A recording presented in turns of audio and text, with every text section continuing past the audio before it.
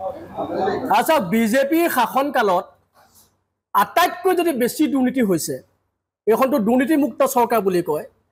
কিন্তু আটাইতকৈ যদি বেছি দুৰ্নীতি সংঘটিত হৈছে সেয়া হৈছে অনুসূচিত জাতি কল্যাণ সঞ্চালকালয়ত বা অনুসূচিত জাতিৰ বিভিন্ন আঁচনিসমূহত আপোনালোকে লক্ষ্য কৰিব যে বিজেপিৰ শাসনকালত অনুসূচিত জাতিৰ যিমানবোৰ আঁচনিৰ ধন সেই আঁচনিৰ ধনসমূহ গুগ্ৰাসে গিলি পেলোৱা হৈছে অনুসূচিত জাতিৰ কল্যাণৰ নামত কেৱল মন্ত্ৰী আমোলা আৰু ঠিকাদাৰ এই সকল লোকৰহে কেৱল কল্যাণ কৰি থকা হৈছে আপোনালোকে গম পায় যে 140 কোটি টকা ইতিমধ্যে মানে দুৰ্নীতি সংঘটিত হৈছে নুপুৰ সাহা নামৰ এজন ঠিকাদাৰৰ বিৰুদ্ধে ইতিমধ্যে মানে বিভিন্ন ধৰণৰ ব্যৱস্থাও গ্ৰহণ কৰা হৈছে ইয়াৰ সমান্তৰালকৈ আমি আপোনালোকক কওঁ যে মিনি ষ্টেডিয়াম নিৰ্মাণৰ নামত হোৱা দুৰ্নীতি ছাত্ৰ ছাত্ৰী প্ৰশিক্ষণৰ নামত হোৱা দুৰ্নীতি অনুসূচিত জাতি আঁচনি ধন অন্যান্য শিতানলৈ হস্তান্তৰকৰণ কৰা দুৰ্নীতি এনেকুৱা ধৰণৰ বহু দুৰ্নীতি সংঘটিত হৈ থকাৰ মাজতে একেবাৰে শেহতীয়াকৈ আমি জানিবলৈ পাইছোঁ যে 1000 চিলাই মেচিন অনুসূচিত জাতিৰ মহিলাসকলৰ উন্নয়নৰ কাৰণে আৰ্থ সামাজিক উন্নয়নৰ কাৰণে 1000 চিলাই মেচিন বিতৰণৰ এটা আঁচনি গ্ৰহণ কৰা হৈছে আৰু সেই আঁচনিটোত সম্পূৰ্ণৰূপে দুৰ্নীতি কৰা হৈছে আপোনালোকে লক্ষ্য কৰিব যে সেই আঁচনিত শিৱসাগৰ যোৰহাট ডিব্ৰুগড় তিনচুকীয়া ধেমাজি লখিমপুৰ বিশ্বনাথ চাৰিআলি তেজপুৰ নলবাৰী আদি বিভিন্ন ঠাইবিলাকৰ যিসকল অনুসূচিত জাতিৰ মহিলা আছে সেইসকলে কিন্তু সেই আঁচনিটোত মানে ফলপ্ৰসূ হোৱা নাই বা সেই আঁচনিটো লাভ কৰা নাই এটাও চিলাই মেচিন এই ঠাইসমূহলৈ দিয়া নাই তাত দিয়া হৈছে ক'ত জাগিৰোড আৰু জালুকবাৰীতেই 1000 চিলাই মেচিনৰ প্ৰায় 500টা মেচিন তেওঁলোকে ৰাখি থৈ দিলে আৰু বাকী 500টা মেচিন শ্ৰীভূমি দক্ষিণ অভয়াপুৰী বকু ৰহা এনেকুৱা কেইটামান ঠাইত যিকেইটা ঠাইত আচলতে তেওঁলোকৰ সুবিধা হয় সেই তেনেকুৱা ঠাই কেইটামানত দি তেওঁলোকে গোটেই আঁচনিটো হৰপ কৰি থৈ দিলে আৰু তাতকৈ ডাঙৰ কথাটো হ'ল কি এই আঁচনিটো আছিলে মহিলাসকলৰ উন্নয়নৰ কাৰণে হোৱা আঁচনি কিন্তু আপোনালোকে লক্ষ্য কৰিব যে যিখন আমাৰ তালিকা আমাৰ ওচৰত আছে 1000 চিলাই মেচিন বিতৰণৰ হিতাধিকাৰীসকলৰ যিখন তালিকা আছে এই তালিকাখন যদি আপোনালোকে লক্ষ্য কৰে তেতিয়া আপোনালোকে দেখিব যে ইয়াত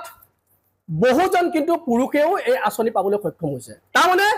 এই চৰকাৰখনে বা অনুসূচিত জাতিৰ কল্যাণ সঞ্চালকালয়টোৱে মতা কোন মাইকী কোন তাৰ আচলতে যিটো আচলতে বিভেদ থাকিব লাগে বা মতা মাইকীৰ মাজত যিটো পাৰ্থক্য তেওঁলোকে বুজি পাব লাগে সেই পাৰ্থক্যটো বুজি নাপায় আমি বাৰে বাৰে এই কথাবিলাক কৈ আছো যে অনুসূচিত জাতিৰ লোকসকলৰ ওপৰত অন্যায় কৰা হৈছে কিন্তু গুৰুত্ব দিয়া নাই অনুসূচিত জাতিৰ কল্যাণ সঞ্চালকালয়ৰ সঞ্চালিকা কুলসী নাথক আমি এই সন্দৰ্ভত যেতিয়া সুধিবলৈ গৈছো যে আপোনালোকে কিয় এনেকুৱা কৰি আছে তেতিয়া তেখেতে কৈছে যে মন্ত্ৰী পীযুষ হাজৰিকাৰ নেতৃত্বতে গোটেই কথাবিলাক চলি আছে বা হৈছে আৰু সম্পূৰ্ণ দায়খৰা মন্তব্য কৰি তেওঁ মন্ত্ৰী পীযুষ হাজৰিকাৰ ওপৰতে গোটেই আচলতে যিটো আমি আপত্তি দৰ্শাইছো তাৰ ওপৰতে মন্ত্ৰী পীযুষ হাজৰিকাৰ ওপৰতে গোটেই কথাখিনি এৰি দিছে ইয়াৰ পৰা এটা কথা স্পষ্ট হয় যে গোটেই বিষয়বস্তুবিলাকৰ লগত যিমানবোৰ দুৰ্নীতি আচলতে অনুসূচিত জাতিটোৰ লগত সংগঠিত হৈ আছে এই গোটেই বিষয়বস্তুবিলাকৰ লগত মন্ত্ৰী পীযুষ হাজৰিকা কিন্তু ওতঃপ্ৰোতভাৱে জড়িত হৈ আছে আৰু সেইকাৰণে আমি মুখ্যমন্ত্ৰী হিমন্ত বিশ্ব শৰ্মা চৰকাৰখনক আহ্বান জনাইছো যে মন্ত্ৰী পীযুষ হাজৰিকা ডাঙৰীয়াক অনুসূচিত জাতিৰ যিবিলাক বিভাগীয় দায়িত্ব আছে সেই দায়িত্ববিলাকৰ পৰা তেখেতক অপসাৰণ কৰক অন্যথা মন্ত্ৰী পীযুষ হাজৰিকায়ো যদি চৰম আছে লজ্জা আছে তেতিয়াহ'লে অনুসূচিত জাতিৰ যিবিলাক বিভাগীয় দায়িত্বত তেওঁ আছে সেই দায়িত্ববিলাকৰ পৰা তেওঁ আচলতে নিজেই মানে পদত্যাগ কৰিব লাগে আৰু ইয়াৰ লগতে আমি এইটো কথাও ক'ব খুজিছো যে সঞ্চালিকা কুলসী নাথ এই মহিলাগৰাকীয়ে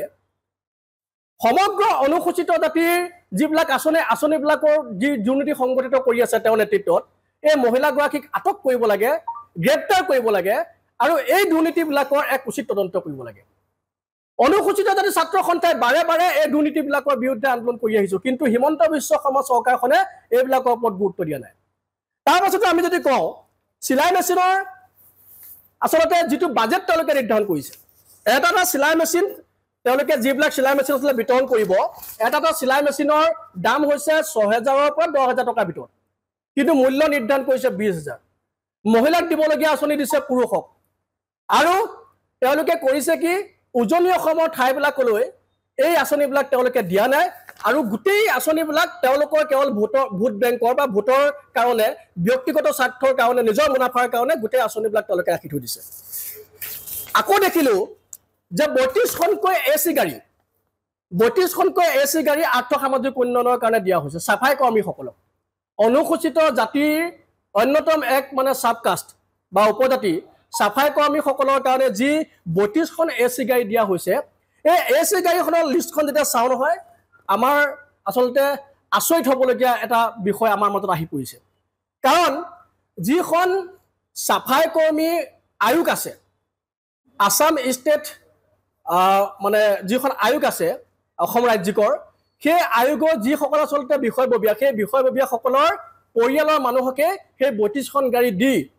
শিৱসাগৰ যোৰহাট বা উজনি অসমৰ বিভিন্ন ঠাইবিলাকৰ যিসকল অনুসূচিত জাতিৰ লোক আছে এই লোকসকলক কিন্তু এই আঁচনিবিলাক দিয়া নাই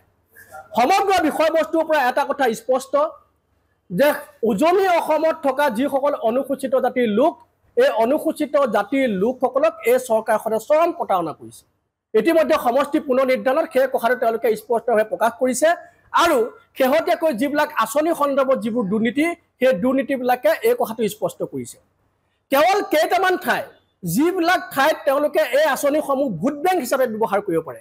পীযুষ হাজৰিকাই নিজৰ সমষ্টিটোত যাতে ভোট বেংক হিচাপে ব্যৱহাৰ কৰিব পাৰে হিমন্ত বিশ্ব শৰ্মাই নিজৰ সমষ্টিটোত যাতে ভোট বেংক হিচাপে ব্যৱহাৰ কৰিব পাৰে তেনেকুৱা ধৰণৰ ঠাইতে তেওঁলোকে এই আঁচনিবিলাক প্ৰদান কৰিছে গতিকে আমি অনুসূচিত জাতি ছাত্ৰ সন্থাই আজি এই মানে সংবাদ মেলৰ জৰিয়তে এটা কথা স্পষ্ট কৰিব খুজিছো যে বৰ্তমান শাসনাধীষ্ঠ বিজেপি চৰকাৰখনৰ শাসনকালতে অনুসূচিত জাতিৰ ওপৰত সৰ্বাধিক দুৰ্নীতি হৈছে সৰ্বোচ্চ দুৰ্নীতি হৈছে আৰু ইয়াৰ কাৰণে অনুসূচিত জাতিৰ বিভিন্ন বিভাগৰ বিভাগীয় দায়িত্বত থকা পীযুষ হাজৰিকাক এই দায়িত্ববিলাকৰ পৰা অপসাৰণ কৰিব লাগে আৰু কুলসীনাথ নামৰ এই সঞ্চালকগৰাকীক গ্ৰেপ্তাৰ কৰি এই গোটেই দুৰ্নীতিবিলাকৰ ওপৰত উচিত তদন্ত কৰি অনুসূচিত জাতিৰ যি ন্যায্যিক অধিকাৰ এই অধিকাৰ কিন্তু প্ৰদান কৰিব লাগে আৰু এই দুৰ্নীতি অতি শীঘ্ৰে বন্ধ কৰিব লাগে